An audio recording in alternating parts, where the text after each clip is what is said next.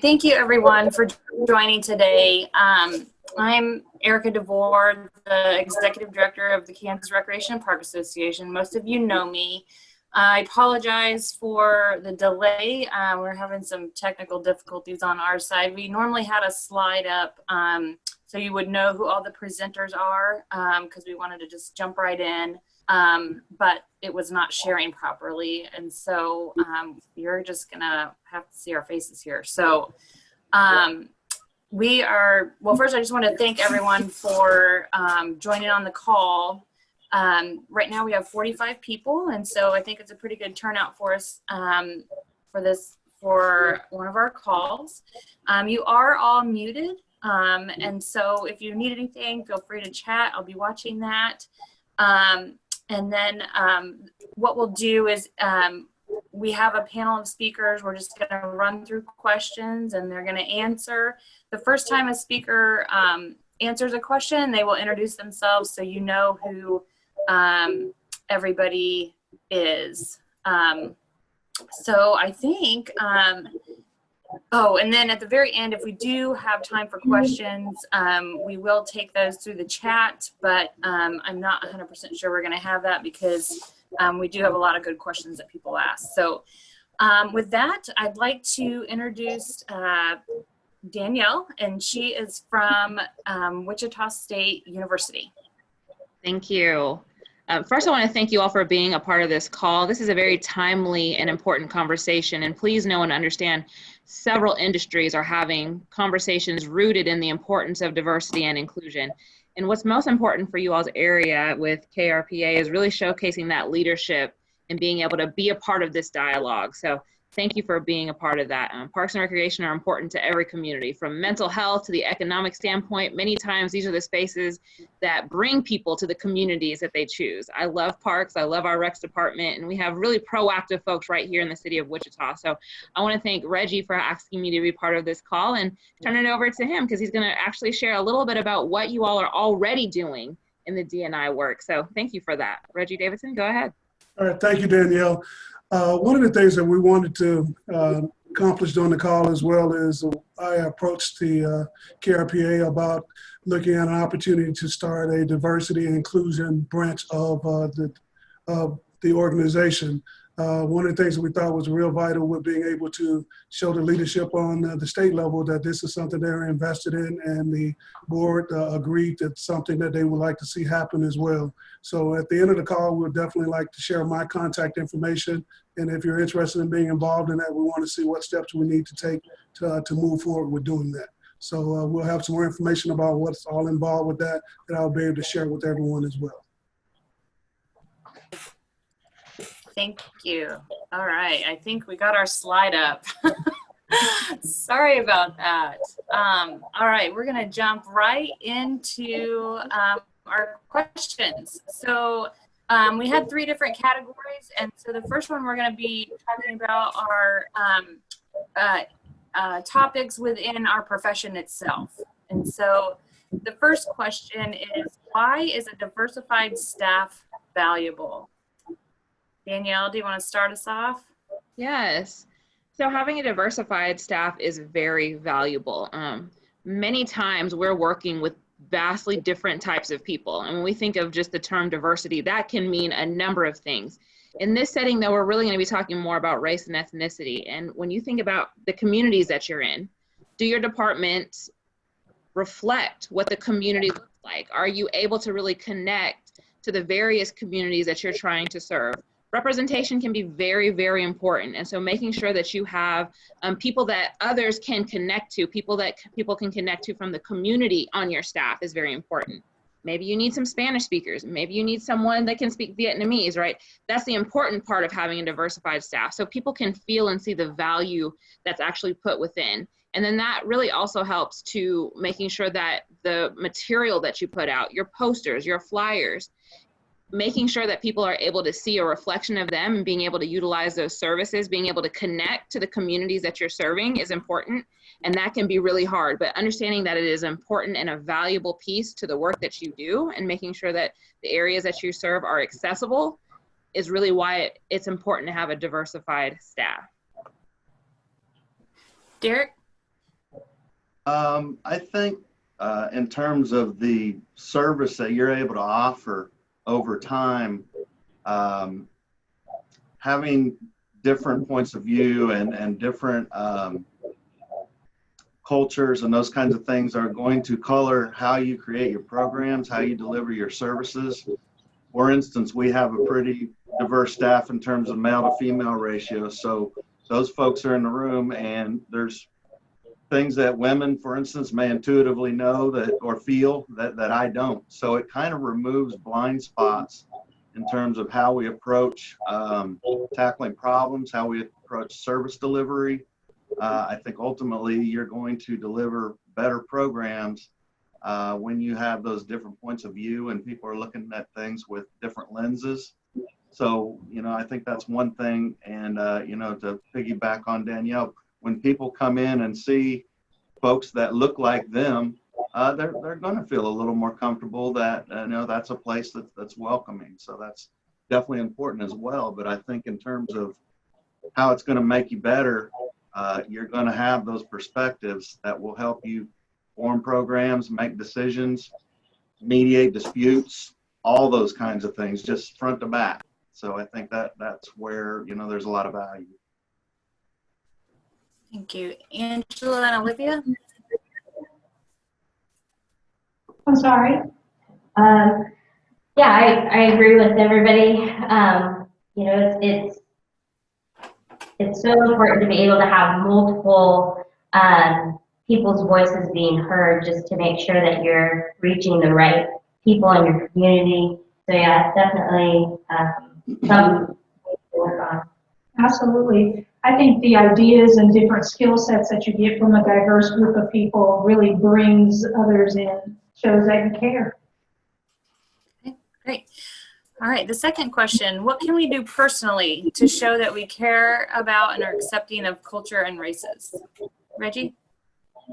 Well, I think one of the biggest things that we can actually do is that we reach out and get input from those individuals that we're looking to serve. I think sometimes we guess on what people want to have in their communities as services instead of asking themselves what they would like to see offered. And I think once we do that and establish those relationships, it's easier for us to be able to deliver the program to the individuals that we're trying to target and serve in different communities. So I think that's a big part of it, is establishing those relationships and getting people feedback on what they would like to see offered. Anyone else? I love a survey for that. There are all kinds of ways to gather information, but a quick online survey, pushing that out to the customers we serve, always gets us some feedback.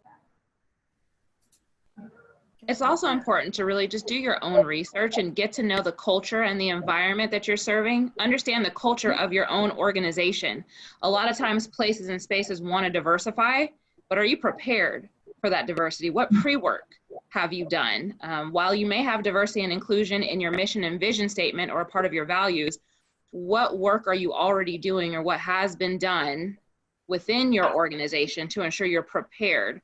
So that's a good question for all of us to ask ourselves. What can we personally do to be accepting of all cultures? What work have I already done? What have I read?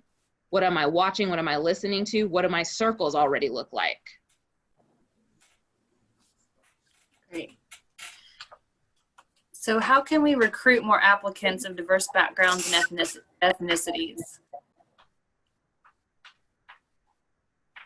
I think something that I know here at Shawnee County, we've been looking at the position descriptions, like the name of them. So a lot of us use like programmers for one of our positions. So maybe doing something, or like an event manager, adding the word cultural event manager or community engagement, looking at our current job titles and changing them up to better reflect what we're needing.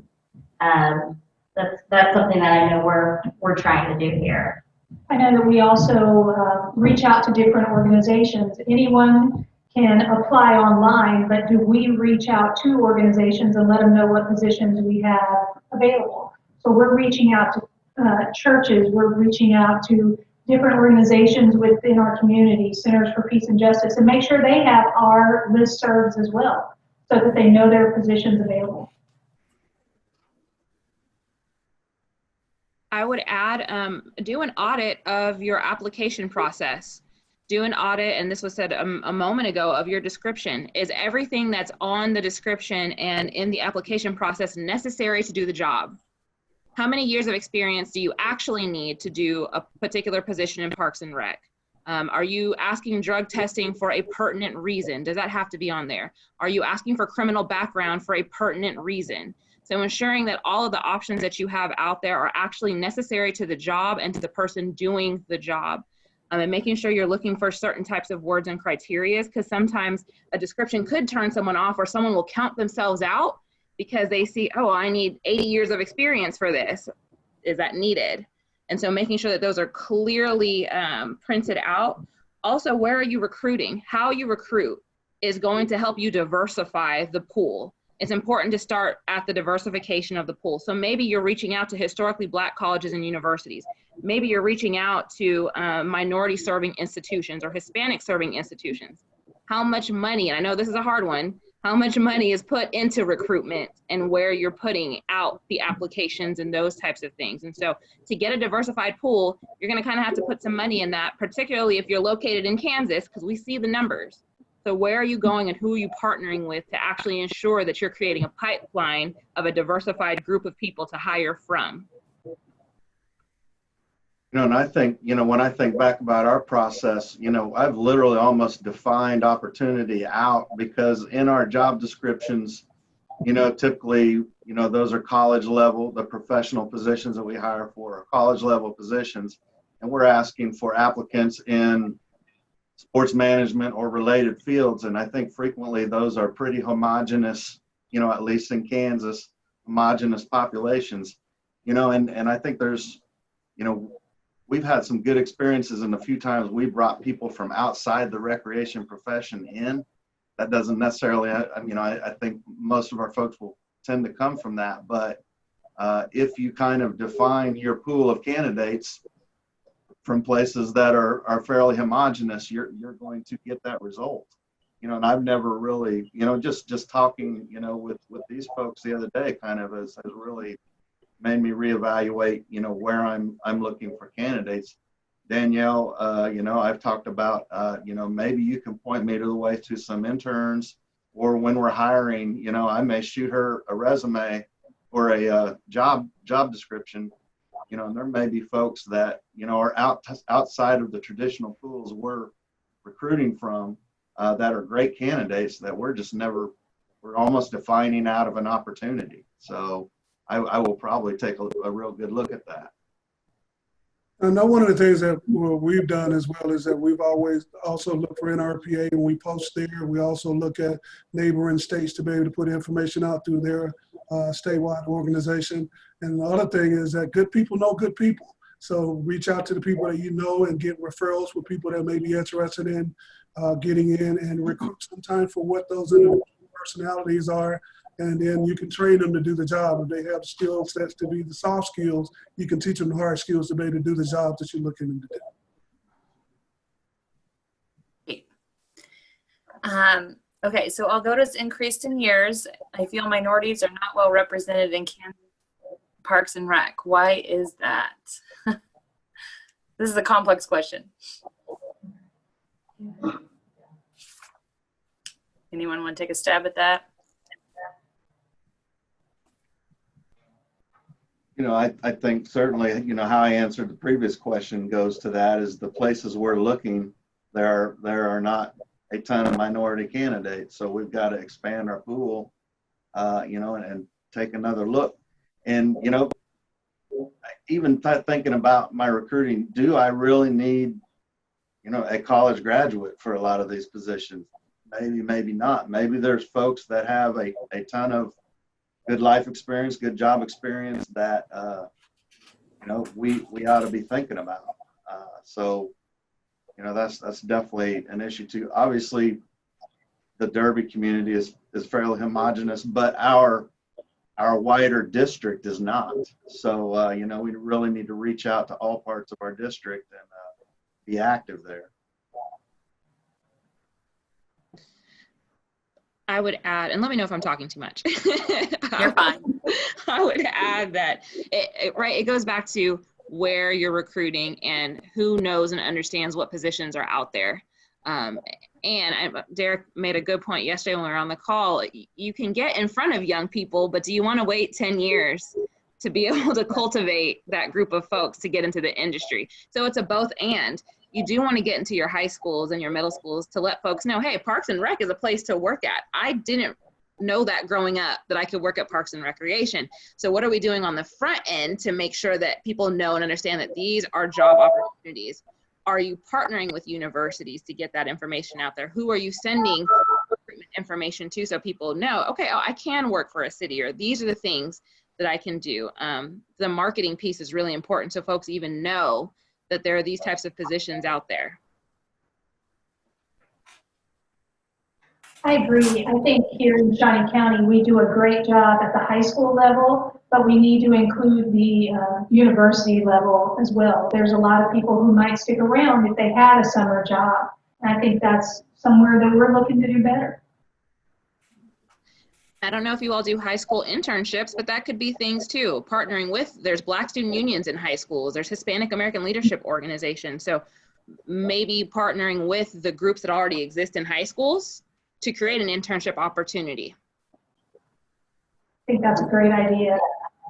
And one of the things that we've been able to do as well, we've been able to work with our housing department, with our work programs during the summer to be able to get some of those individuals who are in the high school level that can get some experience working in the field. And oftentimes we're able to get a really diverse group of young people to work and get some exposure to our profession. And those are people that potentially can become employees when they're able to, or once they're in college. Great. So how do we better support minority groups in the industry now? I think what we're doing right now, this meeting, is a huge step. And I think this is going to open the doors now with the new branch that's going to be coming with the help of Reggie. I think it's really going to start creating that pipeline internally as an association for us to go back to our communities and grow. And I think a part of that as well, you know, as mentioned, I mentioned a little bit earlier, is that minorities and leaders, I think, will be a big resource for us also, creating an environment and a culture to help people navigate through the system, what options are there for them, be able to speak with someone who may have had some of the same challenges that they had getting into the profession, to be able to be a mentor to them, to help them through their process of being involved with what we do on a daily basis.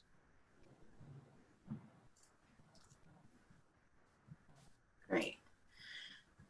Okay, if we will move on now on to kind of our programming section that will have questions more on the programming side of things. It's kind of a two-part question, and I am going to put the second part in the chat, and I would love for everyone on the call to answer the question if you can. I think the more ideas we get out, the better. So as organizations, what are good first steps to take in providing diversification of our programming? What program would be of interest to culturally specific communities, and has anyone had any program success?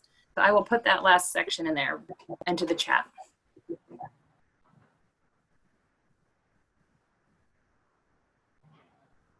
Olivia, you want to start us off?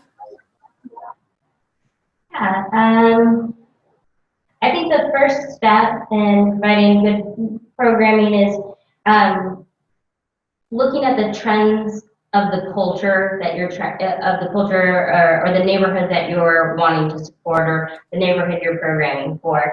You know, don't be afraid to reach out to a neighborhood association and find out what the trends are, because the trends are different in different communities, different cultures, and so just making that first move to ask for some help and understanding.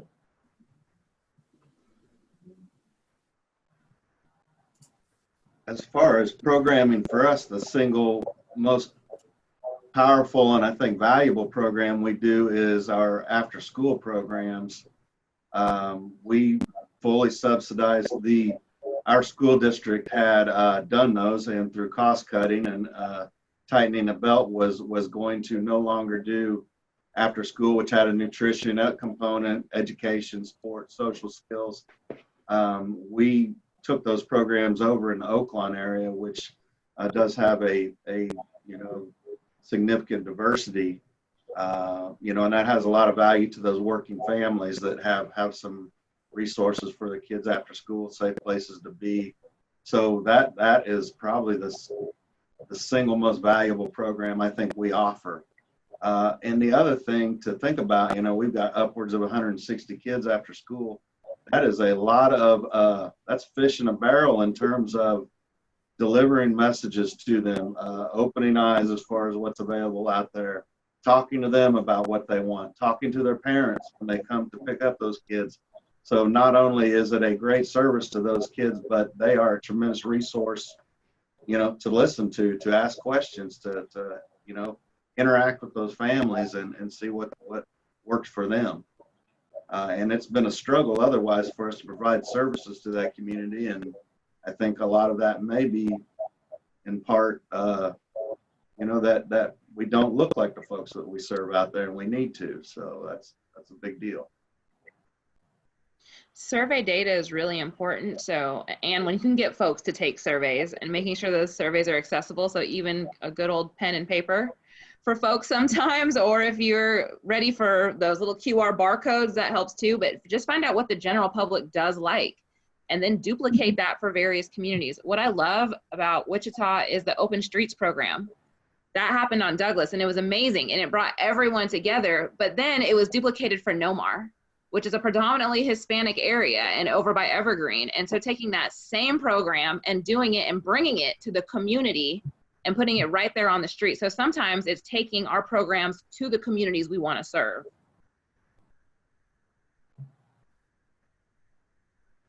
And I think I want to echo that with what Danielle said as well. And part of that, with us being able to do that, was through some of the relationships that our staff had here with the community, to be able to listen to what their needs were and being receptive to that.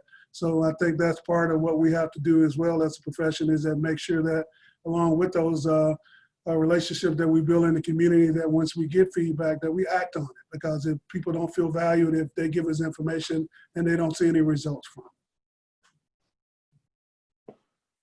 I think I have to second what Reggie was saying. You have to do something with the feedback you receive. Otherwise, people won't want to participate.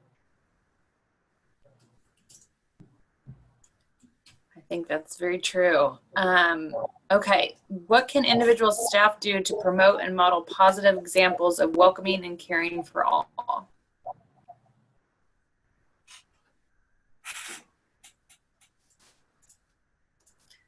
Who wants to kick us off there? Reggie?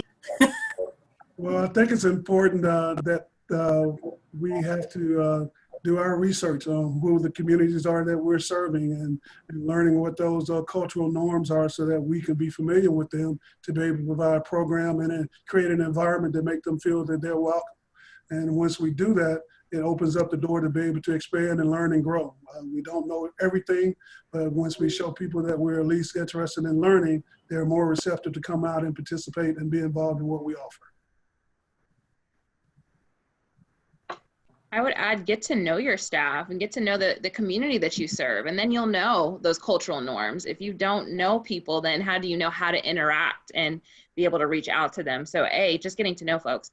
Secondly, being able to check your biases. We all have unconscious bias. We all do. Now, some folks might not agree with that, but we're all raised in many times very similar societies. And so we all learn some of the same stereotypes. Whether we're a part of the various communities that have the stereotypes, we're all a part of these communities. And so we learn, and we're all kind of socialized to think some of the same things. And so knowing what our biases are, our unconscious biases, and checking those are really important. Making sure that we're providing equitable treatment of anyone that we're interacting with, and making sure that we're treating everybody with that service-minded attitude, right? That we're all here for the community. We're all here, and we understand the values of our job and what we're supposed to be providing, and that it's not supposed to be rooted in a level of negativity, or maybe we don't agree with how someone comes in or their lifestyle or how they present. But when we work for a community, we know what our values are. And so we don't bring those biases to the job, and we check those.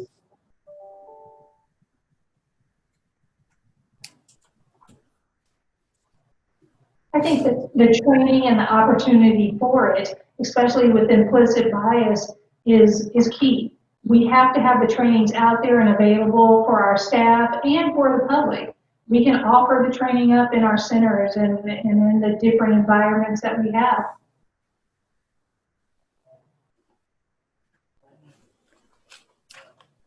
Okay, we'll go to the next question. The park and rec industry is known for its community building. What are some immediate ways that we think parks and recreation departments can help foster healing and spaces that feel safe and inclusive for minority populations?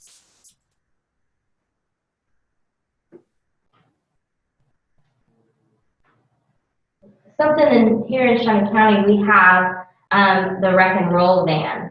And that is something that we're using to take the activities into some of the neighborhoods. And we are able to, share other activities that are going on at the community centers to let them know, hey, this is the place to come. We're bringing the fun to them, but we have more, we have other things going on at other community centers.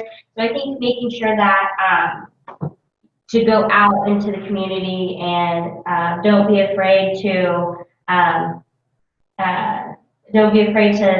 not try to reach out and bring the fun to them. So I think partnering with existing organizations and programs that are out there. So how can you ensure that folks know the services? Maybe it's letting them know, hey, this space is available for rent. Or we see that you have a really popular program with the Wichita branch NAACP. What if you all actually hosted it here with us? So how can you work with existing organizations or really popular programs in various communities and offer up the spaces and services of the Park and Rec Department to host those events or programs? So, and again, you're not giving a handout, you're not trying to discount everything, but is there a natural opportunity to sponsor or to provide a space or a relationship or a program in conjunction with something that already exists, so that you're getting out your services, people know, hey, I can book this space, or I can host this really amazing festival at this park. I know one of the things that we do here as well is that we work really closely with the neighborhood associations and make the facilities available for their meetings. And that does two things. It helps foster the relationships with those communities, as well as give us an opportunity to showcase what we have at our facilities and promote to those individuals. And we also have a good working relationship with USD 259, where we actually do our summer meal programs at our rec centers, where they actually come on site for the community to actually have meals for kids during the summer, as well as we're able to partner with them to offer those meals to our summer camp participants also. So that's a partnership that we have, that we work with, that creates I would say a win-win environment. It gets them to meet the needs for those individuals in the community, as well as give us an opportunity to have people in our facilities that we can promote to offer the services that we provide.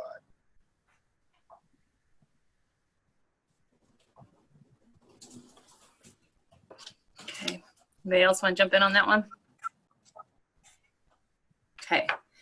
All right, because that was our last programming question that we had. And now we're going to just go on to the more general questions. And this first question, when it came in, we think that it might be potentially a legal question, and none of us on here are legal, are lawyers.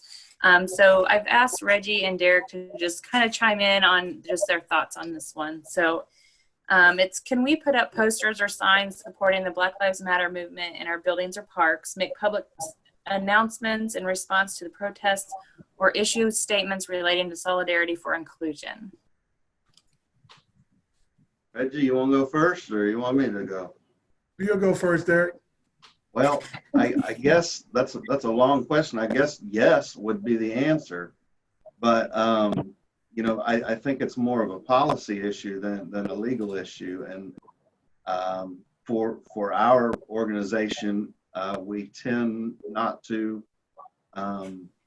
advertise both politically or really for other organizations. We tend to use our spaces in our buildings for our programs and things that have direct relation to what we're doing. I think that there's a lot of causes that I find myself attracted to or in support of, but what about the cause that comes down the line that you're not so attracted to or supporting of? I know in our conversation yesterday, though, that may differ widely depending on where you are and what's going on in your community. So I don't know that there is a universal answer to that. In general, we have strayed away from using our spaces for other causes or other organizations unless we're kind of affiliated with them. So it's more of a policy choice. Legally, I'm not aware of anything whatsoever that would prevent you from doing that. And I know as far as for here in Wichita, one of the things that we've done, we've embraced some of those things that allowed our parks to be available for some of those rallies and things that people wanted to host in the community. We've kind of been a bridge between helping with providing police support with those, providing the locations for it, being able to connect them with what they need for is being able to do it in a manner that's going to be a positive impact on the community. So, we've taken the direction that whatever we can do to help those organizations to be on our properties, we do that. And it has worked out well with the events that we've hosted at our location.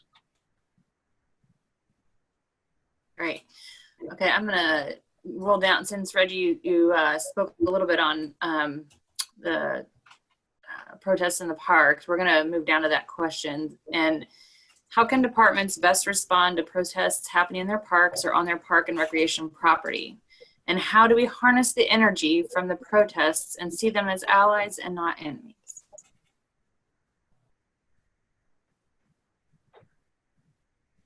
I think It's a big one. I know we talked a little bit about it on yesterday. I know that on our public property here in Wichita, that individuals who want to come and use it, that space is available for them to use. We normally support them as much as we can with providing the resources they need to be in particular areas of the park where they can have a good experience while they're there using it. And I think the big part of that of having a good understanding of what people are needing to do and having good dialogue like we're doing today to see what things people are trying to accomplish and having what our role is and how we can support that when it's an opportunity for us to do so.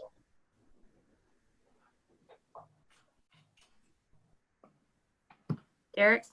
We don't manage parks as a rec commission per se, so I don't have a lot to address there, but like I talked about, if there were, or yesterday, if there were folks that were organizing those things and passionate about those issues and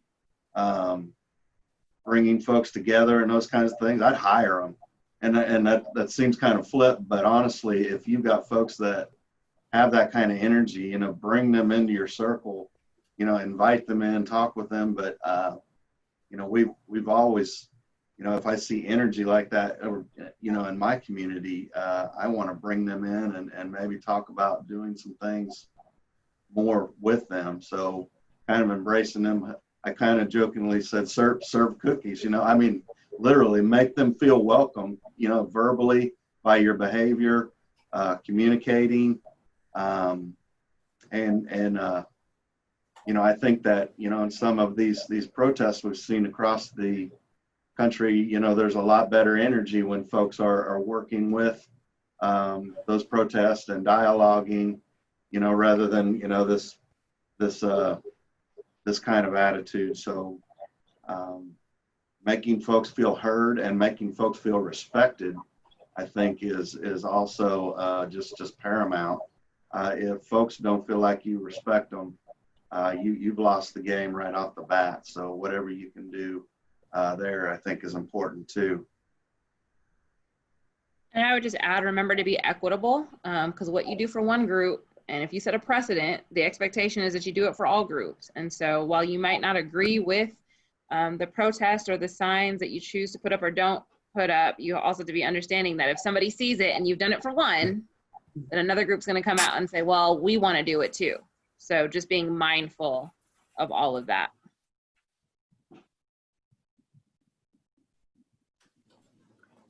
Olivia, do you have anything to add to that? Okay. And I might add this one into the chat as well to see if anybody has any good things that are happening with them. But what statements or actions that are being taken today? What is working well? Some examples of successful and meaningful efforts. I think our outreach to high schools has been a really meaningful and worthwhile effort. I know that Olivia and other HR staff have worked tirelessly with each individual high school in the county one at a time to make sure that there was space and opportunity for young people to come out and get jobs in Parks and Rec. I know all of us have gone out to classrooms and been speakers to try to recruit young people, and it's worked. I think it'll be interesting to see what it looks like in the future, especially if kids aren't all going back to school. How will we manage that? And will it be by appointment? Will we do it by Zoom? I think there's a lot of opportunities there as well. But I think people in this community know that Parks and Rec is a place where they can get jobs. And we do have a diverse intermittent staff during the summer, and it's good to see. And I think by having those individual high schools out there and having time for each of them, it gets better each year. I've seen, you know, some beautiful public art across the country. You know, we've got a new art center, you know, and we would really like to see a lot more. The city of Wichita has done wonderful things with art downtown and those kinds of things, you know, and using that as a medium to allow people to express themselves and, you know, have an outlet. And I think a lot of those things really stimulate a lot of dialogue too as well. So, you know, we intend to make art, you know, a way for a community to hash out some stuff and express themselves. So I think that is something that will be positive.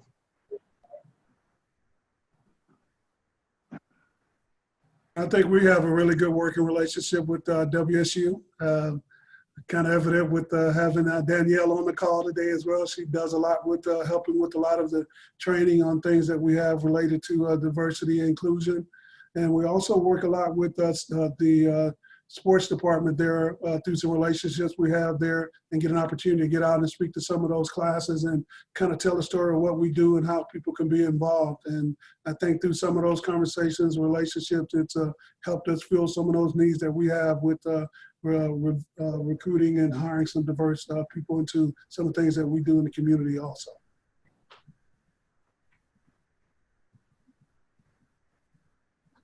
Okay, great answers. What are some of the key ways that individuals can do to educate themselves on racism and privilege? Danielle, do you want to start that one off maybe? Yeah, and I saw on here that says from Amanda Alessi, I hope I said that right, our staff has been taking implicit bias tests. Those are great things to do, right? So it's taking self-stop, educating yourself. There are no shortage of books flying off of Amazon shelves right now on ways to be more educated around some of these issues around racism and privilege. I would say, you know, take it a step further and understand the culture and the climate of your community. Do you know the history of your community? Again, I'm from Wichita, and so I'm using these examples, but the Dockham sit-in, one of the first sit-ins prior to the Civil Rights Movement, started right here in Wichita. So knowing the history of your communities, how these communities were created, what are some of the things that are disproportionately affecting those communities. And so understanding the history piece of where you're located goes a long way. Understanding that we all have privilege. I know privilege as a term can be very much a trigger word, but I use myself as an example. While I identify as a woman of color, I have privilege in that. I have a college degree. I had the opportunity to get an education. My mom comes from the Philippines. She didn't have that opportunity. She has a third grade education. And so I have the privilege of education. I have the privilege of being able to have this job. And so understanding what privilege really looks like and not dealing with the guilt piece. Because a lot of times people think that just because you identify with having privilege, that you've not went through any adversity. And that's just not the case. Sometimes you are just born into great opportunities, having great attachments, but knowing and understanding your privileges and how to leverage them and understanding the community is really important, but a lot of that is just doing your own research and not just depending on the underrepresented folks in your organizations or companies or spaces to do all the work for you. And so you can simply, if you're a TED Talk person, type in implicit bias. There are no shortage of ways to tune in and learn more. Google is your friend when you look for good information. And so make sure that it's legitimate information and not just some fringe things, but it's some work and it's ongoing work. And it's not just work when bad things happen in our community. It's ongoing education. I've made an effort to follow some accounts on Twitter of people of color and people who are involved, in justice movements and those kinds of things. And it really does give me a peek into a world that otherwise I probably wouldn't normally see in my normal course of action. So literally you're almost real time aware of issues that are coming up in the Black community or other communities and how they're reacting to them. So that's been really educational for me to see, what folks are worried about, when things are happening, and just in real time what people are up to. So that's been great for me, and it's pretty easy step to do.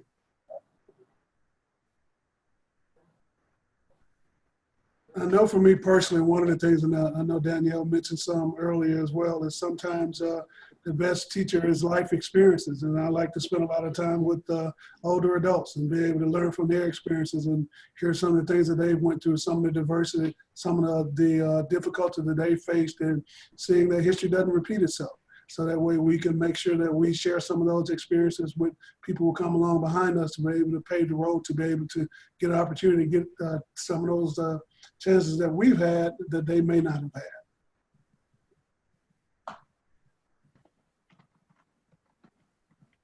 Great. Anybody else want to jump in on that one? Okay.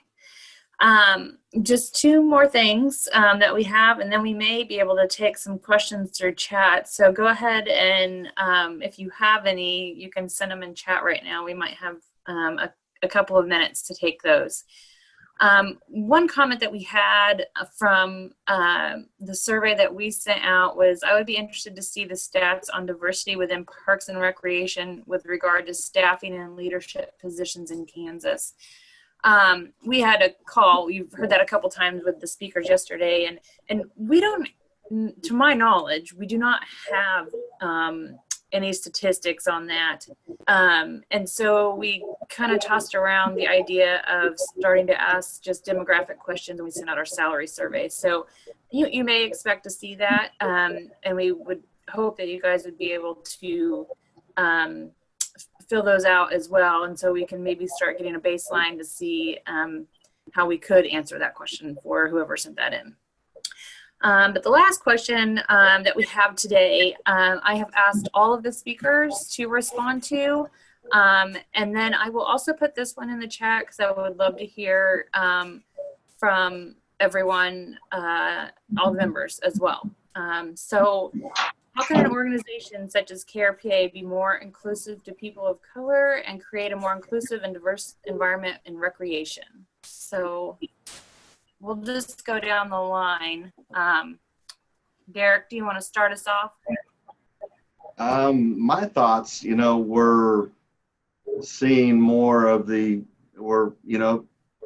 state conference, whether it be a keynote speaker, whether it be presenters on sessions, just really making a concrete effort to have some opportunities there. That's one of our biggest training opportunities. So to really make a concerted effort to cover some of those issues at the state conference level, whether that be speakers, roundtables, whatever it may be. But, you know, that seems like pretty low hanging fruit and pretty achievable that we could, you know, have some programming in that direction. So that would be my first thought. Danielle? I'm next. So sorry, I was typing in Sorry. some things in there. I'm just looking at my thing here. You're good. We can move to someone else. Do you want to go to Reggie first? Yeah. We'll go Reggie first. Go ahead, Reggie. Kind of want to echo what Derek said as well. I think that, you know, making it a priority that we want to reach out and show that we're committed to actually diversity throughout the KRPA and setting the example there. And I think that, you know, the minorities in leisure would be one of those avenues to do that. Looking at potentially having some scholarship opportunity that can help support a young person that's in the community that wants to go into the profession, where it can assist them with their education and beginning the dialogue like what we're doing today. I think it goes a long way with establishing that it's a priority that people feel included and want them to be involved in what we do. I'm ready. I just have to echo the effort. If we are putting forth the effort, if we'll build it, they'll come. And I think that's how it works. Be welcoming, be engaging, be willing to get out there. Yeah. Or Danielle. Go ahead, Danielle. I'm like, Sorry. Zoom etiquette. I don't know when to jump in. Yeah, so I think I feel like a broken record. Understand your climate. Because again, it's one thing to say you want diversity and inclusion. It's another thing to actually walk it as a value. And what are you doing as far as the pre-work to make sure that you're prepared for that? Parks and Rec touches everyone at some point. It doesn't matter your socioeconomic status, your race, your religion. This is really a space that probably engages with the most vast, different type of people. And so D&I is really at the fabric of the work that you all do, whether you agree with it or not. And so it's really, really important to listen to the key stakeholders, and that's the community that you're serving. You might ask them, you know, what are we doing best? How are we doing best? Ask the community that you're serving to tell you, you know, how can we be more inclusive, or what are our pitfalls? What are we doing great? And not in a, we need to only hear from our folks of color in a tokenizing way, but we want to make sure that our services are meeting the needs of the communities that we serve. We also want to make sure that the employees that work here understands our values. And if diversity and inclusion and values, that streams from the top to the bottom. And so making sure that that is clearly outlined before you hire someone, that they know, how do you feel about diversity and inclusion? Asking that question so that you know the people that you're bringing in find that as a value too. It should be clearly stated that that is important to you all, and being able to hold folks accountable for that is important. And partnering and working with the communities that you serve. So being able to make sure that they know when the programs are. Something as simple as highlighting or hosting a holiday that's important to one of the cultural groups, right? Having several different types of Santas that represent the community that you serve, right? Something that simple. It might seem small, but what are you doing that highlights that you care about diversity and inclusion from the community standpoint?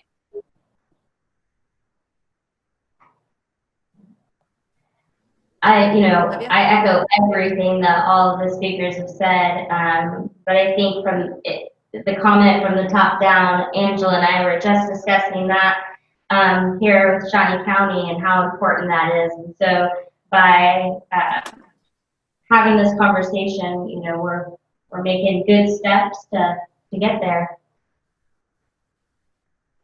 Okay. If anyone on the call has any questions, we do have a couple minutes that we could probably take a couple if you want to type them in at all. But while you are doing that, I'm going to thank all of our speakers today for helping us start this really important conversation and giving us great steps in what we can do to be more inclusive for our members and for our association. So hopefully everyone has learned a little bit today and is able to take a few pointers back and take some next great steps in this important issue that we're talking about today. So I am not seeing anything in the chat, so we will go ahead and conclude this call. And thank you, everyone. I really appreciate it for everyone on the call and all the speakers. So have a wonderful afternoon. Thank you. Thank you.